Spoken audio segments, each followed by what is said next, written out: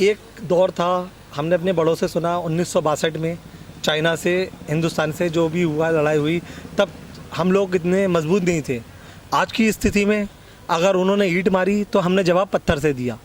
कल हम जैसे अफसोस है हमें, हम निंदा करते हैं हमारे देश के 20 शहीद जो जवान शहीद हुए हैं, उनके लिए बहुत अफसोस जाहिर करते हैं। पर एक बात की हमें खुशी है, हमारे उन वीर जवानों ने उनके भी इतने ढेर लोग मार गिराए चाइना के, ये बहुत बड़ी एक उपलब्धि की बात है। देखिए हमारे देश के जवान शहीद हुए हैं देश पे, उसका तो अफसोस रहेगा ही, लेकिन एक खुशी ये है कि उन्होंने भी ईंट का जवाब पत्थर से दिया। लेकिन कुछ राजनीतिक पार्टियां जो हैं, जैसे भारत सरकार को बदनाम करने के लिए, देश के प्रधानमंत्री नरेंद्र मोदी जी के लिए अद्भुत शब्दों का यूज़ कर रही हैं और सोशल मीडिया के माध्यम से अलग गलत सलत पोस्ट कर रही हैं, क्या कहते हैं ऐसा वैसा।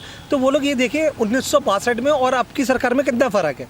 अब हर चीज़ का जवाब, ईंट का जवाब पत्थर से दिया जा रहा है। अब देखिए सामने वाला गलत है, अगर चाइना गलत है तो देखिए संबंध तो कोई भी देश हो, जैसे लोग कह रहे हैं प्रधानमंत्री ने यात्राएं करी, यहाँ गए वहाँ गए, चाइना से ताल्लुक। देखिए हर सरकार जो भी बनती है, या उसका प्रधानमंत्री होता है या राष्ट्रपति होता है, बहुत से कंट्रियों में राष्ट्रपति चलता है, तो वो हर देश से यात्रा ही करता है, वो हर देश से ताल्लुकात बढ़ाता है। कोई भी देश ये नहीं चाहता युद्ध हो किसी तरीके का, क्योंकि देखिए युद्ध से किसी का भला नहीं होता है।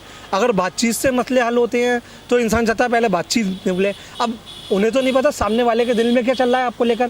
भाई उसने अपनी औकात दिखा दी, उसने अपना दिखा दिया गलत तरीके से, लेकिन हमारी सेना ने मुँह तोड़ जवाब दिया। लेकिन ये हमारी सेना ने ये साबित कर दिया, अगर आप ईंट मारोगे तो हम जवाब पत्थर से ही देंगे। हम अब चुप रहेंगे नहीं। अब हमें जो करना है अपने देश के लिए, और हम अगर देश पे अगर बात आई तो हम शहीद भी होंगे, अपनी शहादत से, अपने लहू से अपने देश को बचा के जाएंगे। लेकिन ऐसा कर जाएंगे, चाइना को भी ऐसा सबक सिखा के जाएंगे तो दुनिया याद करेगी। अब मेरे ख्याल से कोरोना को लेकर भी जैसे चाइना ने हरकत की थी पूरी दुनिया के लिए, अब वक्त वो आ गया। मैं ये कहना चाहता हूँ मैं पूरी दुनिया से कहना चाहता हूँ, ऐसा देश जो सबको नुकसान बचाने के लिए लगा है, उसके लिए सारे देश मिलकर कार्रवाई करें और उसके खिलाफ एक्शन ले, ताकि इसे जो है ये अपनी हरकतों से जो बाज नहीं आ रहा है, ये जो छुपके से हरकतें करता है। और फिर चाइनीज़ चीज़ें, जैसे हमारे भारत में बहुत चीज़ें यूज़ होती हैं, चाइनीज़ खाने पीने की चीज़ें हैं जैसे, या फिर कोई इलेक्ट्रॉनिक चीज़ें बिकती हैं, इन सब का विरोध होना चाहिए। चाइना से बिल्कुल हम लोगों का संबंध ख़त्म कर देना चाहिए, क्योंकि चाइना जो है, मुझे लग रहा है कहीं ना कहीं ये जो है हमारे देश का सबसे बड़ा दुश्मन चाइना है। लेकिन मैं उन लोगों से कहना चाहूँगा जो हमारे देश के प्रधानमंत्री हमारी भारत सरकार पर जो टिप्पणी कर रहे हैं, राजनीति खेल रहे हैं, या वो मजदूरों की आड़ में खेल रहे हैं, या किसी भी तरीके की, वो अपनी इन चीज़ों से बाज आ जाएं। देश का प्रधानमंत्री हमारा बहुत बढ़िया है और हमारी भारत सरकार बढ़िया, हर प्रयास कर रही है। वो ये वही नतीजा 1962 की तरह नहीं, अब जो सरकार है हमारी बहुत मजबूत सरकार है, और उसका हौसला बढ़वाएं, हमारे देश के जवानों का हौसला बढ़ाएं। जय हिंद, जय भारत, हिंदुस्तान जिंदाबाद। देखिए ये जो भी हुआ है, ये सोची समझी साजिश थी पूरी, और हम आज से नहीं, चीन को हम 1962 से जानते हैं कि वो कितना बड़ा धोखेबाज है। आज जो नेपाल और पाकिस्तान से जो हमारी सीमाएं जुड़ी हुई हैं, उन पर जो विवाद का कारण बना है, उसका सबसे बड़ा भेदी जो है वो चीन है। उनने उन लोगों को खड़ा करा। लेकिन हमें अपनी सेना पर भरपूर भरोसा है, और हमारी भारतीय सेना की जितनी तारीफ़ करी जाए, उसके हौसले की जितनी तारीफ़ करी जाए वो कम है, और वो किसी भी परिचय की मोहताज नहीं है। अभी उनकी जितनी भी वीर गाथाएँ बताई जाएं वो कम है, चाहे 1962 की हो, चाहे कारगिल युद्ध हो, या बांग्लादेश का जो बंटवारा।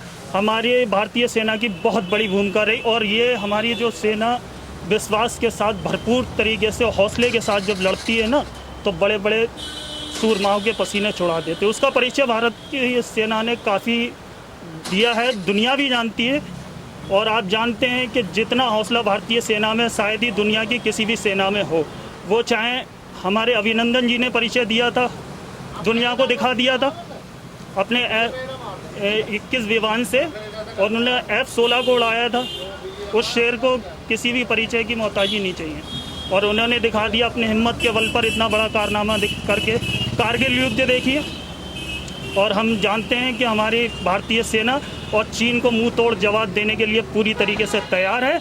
और हमारा पूरा 135 करोड़ की जो भारतीय जनता अपनी सेना के साथ खड़ी हुई है, और मैं चाहता हूं कि पूरा विश्व भी भारतीय सेना के साथ और भारत के साथ खड़ा हो।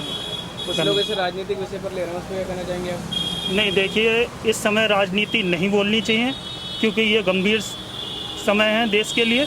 एक तरफ हम कोरोना से लड़ रहे हैं, दूसरी तरफ हम आपसी विवादों से अगर लड़े, और दूसरे मुल्कों को इससे हौसला मिलता है और ये हमारे लिए बहुत बड़ी कमजोरी बन सकती है। आज हमारे विचार अलग होंगे लेकिन देश हमारा एक है और हमें एक विचारधारा के साथ अपने देश के साथ खड़ा होना चाहिए।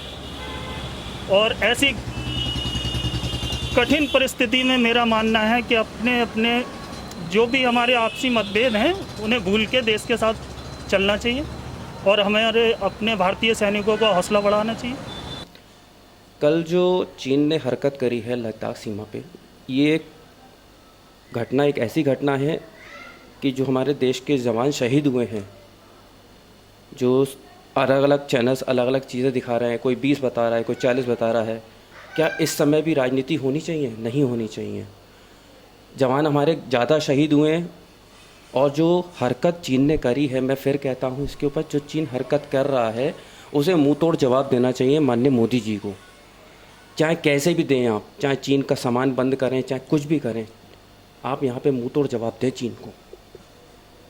कुछ लोग इसे राजनीतिक मुद्दे पर ले रहे हैं, इसके बारे में आप क्या कहेंगे? इस समय राजनीति नहीं करनी चाहिए। इस समय पूरे एक देश को इस समय एक साथ खड़ा होना चाहिए, चाहे कोई हो, पक्ष हो विपक्ष हो, सबको एक साथ मिलकर के इस लड़ाई को साथ में मिलकर के लड़ना चाहिए। अभी शायद आपको मैं आपके माध्यम से, प्रेस के माध्यम से, चैनल के माध्यम से बताना चाहूँगा कि अभी कल ही एक हादसा हुआ है चीन बॉर्डर पे, लद्दाख सीमा पे, और अभी ही तुरंत इन्होंने रेलवे ने क्या नाम है परियोजना एक दी है चीन को, रेल कॉरिडोर, जिसमें कई 100 करोड़ रुपए का उसे ऑर्डर मिला है। तो वो भी चीन को कुछ भी ऑर्डर देना नहीं चाहिए, सारे सामान का बहिष्कार करना चाहिए एक साथ मिल करके सारे देशवासियों को। और जो जवान हमारे शहीद हुए, मेरा आपके चैनल के माध्यम से उन्हें श्रद्धांजलि अर्पित करता हूँ।